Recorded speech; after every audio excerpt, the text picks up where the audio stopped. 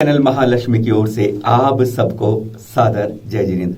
27 अप्रैल नए झरोखे में कुछ आज खुश खबर कम दुख खबर ज़्यादा है। पर कहते हैं कई बार हम अच्छे नंबर ले आते हैं, उसकी खुशियां नहीं मना पाते हैं। आज वैसा ही दिन है।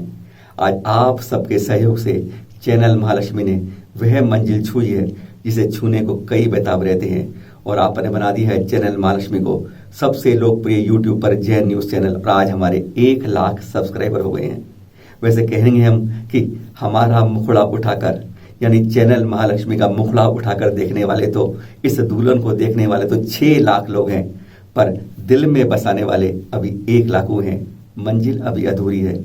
आपकी शुभकामनाएं हमारा हमेशा हिम्मत बढ़ाती रहती हैं, पर आज हमसे अगर शुभकामनाएं हम चाहते हैं आपसे, तो सिर्फ यही शुभकामना चाहते हैं कि हमारे साधुओं का, अपने गुरुओं का पूरी सुरक्षा रखें, और यही हमारे लिए सबसे सार्थक शुभकामनाएं होगी। पर आज शुरू करते हैं इस झरोखे को पहली खुशखबर से। ये दृश्य देख रहे हैं आप, कहते हैं 2620वां जन्म कल्याणक बनाया हमने 24वें तीर्थंकर महावीर स्वामी जी का, और उनकी जो प्रतीकात्मक मूर्ति से पहचान होती है ना, अब दृश्य वही देख रहे हैं आप। ये देख रहे हैं आप श्री महावीर जी अतिय क्षेत्र से। आज की शुरुआत इसी से कि हम प्रभु का अभिषेक कर रहे हैं। यह अभिषेक जो कर रहे हैं हम अपने कर्मों का की निर्जरा करने के लिए, अपने पुण्य कर्मों को संचित करने के लिए कर रहे हैं।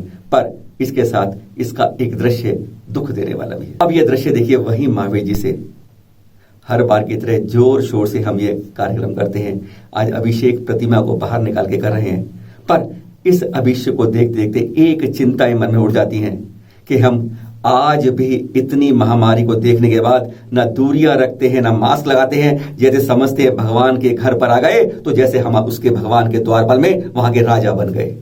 यही गलती करते हैं जिसका खामियाजा आज हमारा पूरा समाज भुगत रहा है। जो आने वाली खबरें हैं वो इसी पर टिकी हुई हैं कि हम नहीं समझते, हम नहीं दूरियां रखते, नहीं मास्क पहनते, हम क्यों इतने बेशर्म हो गए हैं। और इस 2620वें महावीर स्वामी के जन्म कल्याणम से एक दिन पहले, एक दिन यानी 24 अप्रैल, एक शहर यानी अहमदाबाद, एक साथ 4 जगह हमें देवलोक गमन की सूचनाएं मिली। यानी ऐसा भारी दिन आज तक शायद नहीं देखा हो कि 4 संतों का एक शहर में देवलोक गमन हो गया। और फिर जन्म कल्याण के अगले दिन 26 अप्रैल को फिर 2 संतों के देवलोक गमन की हमें खबरें मिली। ऐसी दुख खबर, यानी इसने महामारी ने स्पष्ट कर दिया है, जो हर जगह त्राही त्राही मचा रही है, विशेषकर हमारे देश में, कि वह न छोटा देखती है, न बड़ा देखती है, न महिला देखती है, न पुरुष देखती है, न वो वंदनीय पूजनीय संत तक को छोड़ती है। वह तो कहती है कि एक बार जिससे चिपट जाऊं तो बस उसके परिवार के लिए किस तरह लाती है दुख, यह हम बयान शब्दों में नहीं कर सकते। पर हमारे लिए चिंता की लकीरें खड़ी कर देती है। ये हाईकोर्ट दिल्ली की ने अभी 3 दिन पहले ही एक टिप्पणी दी थी, आप में से कई को मालूम होगा। उसने जब स्पष्ट कहा, उसने अगर ऑक्सीजन की कमी से किसी अस्पताल में किसी मरीज की मृत्यु हो जाती है तो उसके लिए दोषी वहां का प्रशासन अधिकारी होने चाहिए, सजा उनको मिलनी चाहिए। हम समाज इसी सवाल को घुमाकर बात करते हैं, इसी टिप्पणी को, कि अगर हमारे किसी साधु संत की कोरोना महामारी के कारण देवलोक गमन हो जाता है तो उसके लिए दोषी कौन होना चाहिए? हम लोग होने चाहिए, वहां का समाज होना चाहिए, वहां की कमेटी होनी चाहिए, वहां के उनके खास भक्त होने चाहिए जो उनके चरण स्पर्श, पाद दर्शन और पास पास आके बात करने से नहीं हिचकिचाते। और सबसे पहले दुख की खबर आज ही बताते हैं। 10 अगस्त 2013 को ब्रह्मचारी पुनीत जन भैया जी ने रामटेक में संत शिरोमणि आचार्य श्री विद्यासागर जी महामुनिराज से दीक्षा ली थी। युवा महामुनिराज से लेकर, हम तो कहेंगे युवा हैं, युवाओं के लिए, और उनसे दीक्षा लेकर बन गए मुनि श्री निकलंक सागर जी। और फिर इन्होंने जिस तरह की प्रभावना दिखाई, युवाओं का दिल जीतते रहे। हजारों युवाओं को उन्हें अभिषेक और शांति धारा से जोड़ दिया अपने साथ। हमेशा मुस्कुराते रहते, कद ऊंचा है, यानी जब चलते थे एकदम लगते थे कि दूर से कोई देवता जैसा आ रहा है युवक। और फिर पिछले 5-6 दिन पहले इनको कोरोना महामारी ने जकड़ लिया। हिम्मत नहीं आ रही, कहते जब बीमारी जकड़ती है तब भी इन्होंने चर्या को अपने उत्तमता के शिखर पर रखा। कल रात को इन्होंने सामायिक भी की, और फिर जब रात के 12 बजे घड़ियों का सुइयों का मिलन होता है, बस उससे आधा घंटे पहले अंतिम सांस छूट गई इनके साथ। लेकिन चर्या में उन्होंने एक अंक कुछ कम नहीं किया। कहते हैं यही खुश की बात है कि अंतिम समय में संलेखना नहीं तो उत्तम संयम के साथ इस शरीर को छोड़ा है। हम यही कहेंगे, यहां दृश्य देख रहे हैं आप इस समय उनके अंतिम संस्कार के, जो सुबह आज 6:30 बजे किया गया। हार्दिक नमन करते हैं ऐसे वीर, युद्धवीर और मुनि वृंद को, जिन्होंने युवा रहते हुए इस छोटी अल्पायु में ही इस देह को छोड़कर देवलोक चले गए। और कल ही यानी 26 अप्रैल को ही बेंगलुरु यानी दक्षिण से यह खबर आई कि वहां पर आचार्य श्री ऋषभ चंद्र सूरीश्वर जी की आज्ञानुवर्ती शिष्या श्री संगमण जी महाराज साहब की शिष्या रत्नात्रय महाराज साहब का कोरोना के कारण देवलोक गमन हो गया। अहमदाबाद से एक और दुखद खबर 24 अप्रैल को आई, जहां आचार्य श्री बुद्धि सागर जी सूरीश्वर जी तथा पुनीत धाम के तीर्थ के प्रणेता आचार्य श्री प्रसन्न कीर्ति सागर सूरीश्वर जी का देवलोक गमन 4:05 पर हो गया और कोरोना महामारी चलते 1.5 घंटे बाद ही उनका अंतिम संस्कार किया गया। और 24 अप्रैल को ही इसी तरीके से एक और दुख भरी खबर मिली अहमदाबाद के वैजलपुर से, जहां जैन आनंद भक्ति मंडल के प्रणेता यानी आचार्य श्री निरंजन सागर सूरी महाराज जी का देवलोक गमन हो गया। 1999 में उन्होंने जैन आनंद भक्ति मंडलों की शुरुआत की थी और आज पूरे गुजरात में 25 से ज्यादा जगह पर यह जैन आनंद भक्ति मंडल है। 5वीं दुख खबर यह भी 24 अप्रैल को अहमदाबाद से आई, जहां दहलावाला समुदाय के अंदर आचार्य श्री धर्म विजय जी महाराज की सुशिष्या विमल श्री जी की सुशिष्या आज्ञानुवर्ती साध्वी श्री सूर्य यशा जी का कोरोना के कारण देवलोक गमन हुआ। इन्होंने 13 वर्ष की छोटी सी आयु में ही दीक्षा ले ली थी और 70 वर्ष की दीक्षा के बाद 83 वर्ष की उम्र में अब कोरोना के कारण इनको काल धर्म की प्राप्ति हुई। अहमदाबाद के ही जैन नगर से 24 अप्रैल की यह चौथी खबर और छठे देवलोक की खमन खबर आई, जब वर्धमान तप के 100 औली के आधारक संत प्रवर श्री निपुण चंद्र विजय जी महाराज का भी काल धर्म हो गया 24 अप्रैल को। सभी 6 संतों के प्रति चैनल महालक्ष्मी व सांदेह महालक्ष्मी हार्दिक विनयाञ्जलि अर्पित करता है। हम तो कह ही रहे हैं, संत भी नहीं चूक रहे हैं, बार बार यह कहने के लिए मजबूर हो रहे हैं वह भी। अभी आपको सुनाते हैं हम मुनि पुंगव श्री सुधा सागर जी से, जिन्होंने साफ कहा श्रावकों को भी सावधानी रखनी होगी और जैनों के गुरुओं को भी, संतों को भी, कि कहीं वे जिद करते हैं बिहार की, कहीं कुछ करते हैं, वह जगत के गुरु हैं, केवल मुनि नहीं है। जरा उनसे सुन लीजिए, एक शब्द के अंश ही है जो उन्होंने आज सुबह ही प्रवचन में कहे। सब लोग अपने आप में सावधान रहें, सभी साधु संघों को सावधान करें और सभी साधु संतों से बहुत विनम्र निवेदन है कि वो इस बीमारी के समय अपने संघ को, स्वयं को बहुत सावधान रखें, बहुत सीमित करें। श्रावक लोग साधुओं की अनुकूलता बनाएं जिससे उनको विहार न करना पड़े और साधु लोग भी जिद न करें, श्रावकों को, सरकार को परेशानी में न डालें। आप साधु हैं, आपके कारण से श्रावक, तुम कहते हो कि हम तो विहार करेंगे, हमें क्या लेना देना, नहीं, आप अपनी संपत्ति नहीं है, आप श्रावक की संपत्ति हैं, समाज की संपत्ति हैं। आप मुनि ही नहीं हैं, समाज के गुरु भी हैं। और शिखर जी में फिर एक दुखद कोरोना के कारण मृत्यु की खबर आई है। कुछ समय पहले आपको बताया था, अब दूसरी खबर आई है। मधुबन जैन समाज के अध्यक्ष जो 38 साल से सतरी जैन जी, उनकी भाभी का भी जो है कोरोना के कारण स्वर्गवास हो गया। कुछ दिनों पहले उनकी तबीयत खराब हुई कोरोना से।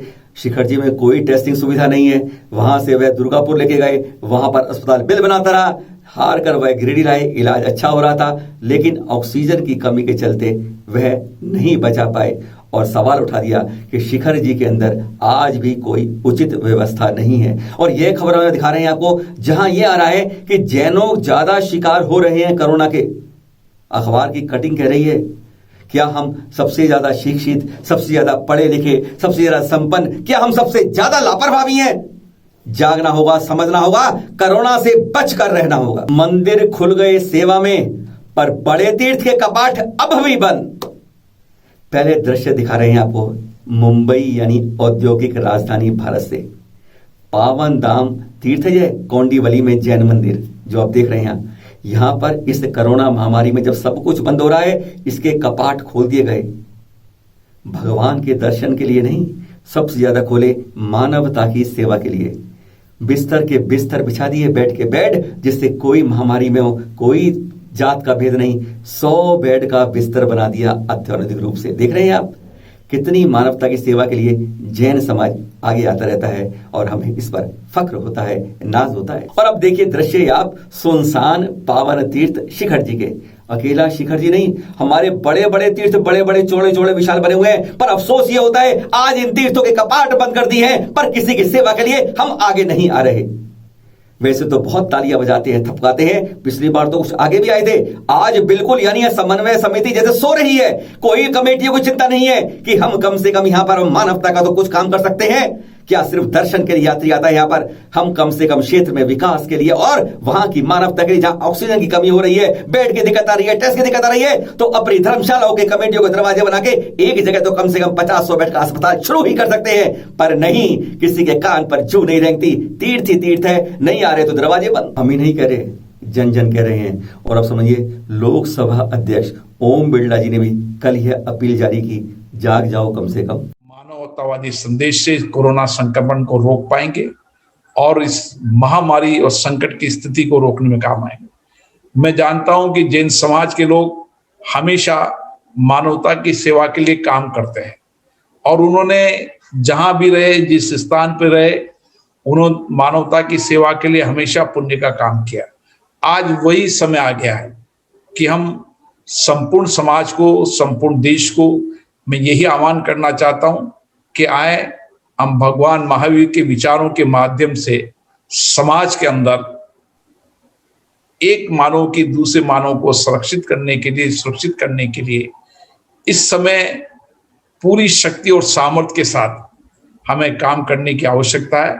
समाज के अंतिम व्यक्ति, गरीब व्यक्ति को किस तरीके से हम इलाज करा सकें, उसको सुरक्षित रख सकें, उसकी अभावों को दूर कर सकें, इसके लिए हमेशा हमें निस्वार्थ सेवा और कल्याणकारी काम करने की आवश्यकता है। ऑक्सीजन, दवा आदि के नंबर आंख बंद करके मत करिए फॉरवर्ड। जन आधार जन सूचना के लिए आपको ये बता रहे हैं, चेतावनी दे रहे हैं। इस तरीके की सैकड़ों पोस्ट आजकल सोशल मीडिया में खूब घूम रही हैं। आप भी, हम लोग भी फटाफट एक की जगह 4 जगह पहुंचा देते हैं खबर को। ऐसे 66 नंबरों की चैनल महालक्ष्मी ने जांच पड़ताल की, पूरी तरीके से करी, और आपको पता है आंकड़ा 46 जगह पर तो नंबर नॉट अवेलेबल या नॉट रीचेबल थे। 7 जगह पर यह कहा गया कि आप हमारे अकाउंट में पैसे जमा कर दीजिए और कोई जानकारी नहीं देते, जमा कर दीजिए, खाते का नंबर दे देते हैं और फिर हम आपके पास यह दवा पहुंचा देते हैं। एक को 1120 रुपए के लगभग जमा भी किए, लेकिन उसके बाद वह नंबर अभी तक मौजूद नहीं मिला। यही नहीं, 3 नंबरों पर तो उन्होंने ट्रू कॉलर में अपने नाम को ही बदल दिया है। जैसा एक क्या देख रहे हैं, इनकी फॉरवर्ड चला था कि प्लाज्मा यहां उपलब्ध है, और जब इनका नंबर मिलाया तो सीधा नंबर की जगह रहा है नो प्लाज्मा अवेलेबल प्लीज। इसलिए आप लोग इस तरीके से कभी ना करें। इससे जो बीमार परिवार होता है वह और टेंशन में आ जाता है और जगह जगह चक्कर में गलत जगह फंस जाता है। यही नहीं, ऐसी एक चित्र आपको दिखा रहे हैं। एक जैन बंधु यानी दवाओं की ब्लैक मार्केटिंग में गिरफ्तार हो जाता है। अरे अब दवा नहीं दे सकते, दुआएं कर लीजिए, कम से कम काला बाजारी या गलत काम जैन कुल में रह के कभी मत कीजिए। तीसरी खबर जो आ रही है वह आ रही है हजारों तरह के नुस्खों की। नीम हकीम खतरे जान। जैन जब कहते हैं जान हमारी हलक में आ जाती है, तब इस तरीके से गलत उपाय जान के लिए जोखिम बन सकते हैं। हाथ जोड़कर विनम्र अनुरोध है, केवल अधिकृत डॉक्टरों की ही सलाह लें, सरकारी दिशा निर्देश का ही पालन करें, क्योंकि जान है तो जहान है। और आज ही के दिन कहते हैं ज्ञान का चंद्र खिलाता, यानी पूर्णिमा का दिन है। तीर्थंकर पद्म प्रभु जी के द्वारा, समझ गए होंगे आप इशारा। आज है चैत्र शुक्ल पूर्णिमा, यानी 27 अप्रैल का दिन आज, और इसी दिन हमारे छठे तीर्थंकर पद्म प्रभु जी को केवल ज्ञान की प्राप्ति हुई थी। कौशाम्बी नगर में मनोहर वन में अपराह्न काल में। आपका केवली काल 1,00,000 पूर्व 16 पूर्वांग 6 मास का रहा था। कहते हैं जैसे ही आपको केवल ज्ञान की प्राप्ति हुई ना, सौधर्म ने आज्ञा दी कुबेर को और उसने तुरंत ही सम्मोचन रच दिया आपका। 112 गणधर थे आपके, जो आपकी दिव्य ध्वनि कीर्ति थी जन जन तक पहुंचाने के लिए। बोलिए तीर्थंकर पदम प्रभु भगवान की जय जय जय। उत्तम क्षमा के उद्घोषक 23वें तीर्थंकर पारस प्रभु का आ रहा है कल गर्भ कल्याणक दिवस। जी हाँ, कल है 28 अप्रैल और इसी दिन होता है, क्योंकि कल अब की बार एकम का क्षय है ना, इसलिए कल द्वितीया है और कल ही आ रहा है हमारे 23वें तीर्थंकर जो उत्तम क्षमा के उद्घोषक है। उत्तम क्षमा तो नारायण धर्म है हमारा, लेकिन कहते हैं कि जब मरुभूति के 10वां पूर्व जन्म था ना, वो अपने भाई कमट के साथ उनका बैर चलता रहा, वह क्षमा करते रहे, वह सजा देता रहा और यह स्वर्ग जाते वह नरक जाता, यह खेल चलता रहा। फिर आखिर में यह जन्म लेते हैं काशी में महारानी वामा देवी के घर में इसी दिन, यानी कल के दिन। और तब इनके नाना बन जाते हैं वो कमट का जीव, और तब भी उपसर्ग करता है। क्या खेल चलता है, इसी में दिखाते हैं कि मृत्यु का वरण हो जाता है पर उत्तम क्षमा का क्षय नहीं करते, खल लगे नहीं होते। तभी तो आज सबसे छोटे तीर्थ काल में भी सबसे लोकप्रिय है। बोलिए 23वें तीर्थंकर पारस प्रभु की जय जय जय। और इसी के साथ आपसे विदा से पहले अपनी यादगार कर दें, आपने हमें इस मुकाम तक तो पहुंचा दिया, दिलों में रखा है। हम विश्वास दिलाते हैं कि हम अपनी आवाज को उसी तरह रखेंगे जिस तरीके से रखा है। हमारे पिताश्री स्वर्गीय श्री किशोर जैन जी ने इस हमारी अलख जगाई थी। उन्हीं की कदमों पर चलते हुए विश्वास रखिए, जैन धर्म की प्रभावना के लिए हम हर तरीके से आगे रहेंगे। हो सकता है हमारी कुछ खबरों में आपको खट्टा लगता हो, गलत लगता हो, नमकीन लगता हो। हम तो आपको 10 प्रकार के व्यंजन सौंपते हैं। जरूरी नहीं हर को खट्टा ही पसंद हो, जिसे शुगर है वह खट्टा मीठा नहीं चाहेगा। और जब हम नमकीन पहुंचते हैं तो जिसको नमक की बीमारी है, जिसका लो बीपी हो जाता है, उसे वह हमारा नमक पसंद नहीं आएगा। तो जरूरी नहीं सारे व्यंजन आए आपको पसंद हमारे, पर प्रयास रहता है कि हम गलत पर भी आवाज उठाएं। गलत स्वीकार्य नहीं, हमारी विरासत कहीं लुट जाए हमें स्वीकार्य नहीं। जन जन तक जन प्रभावना करें। इन्हीं भावनाओं के साथ फिर मिलेंगे नए एपिसोड में। सादर जय जिनेंद्र।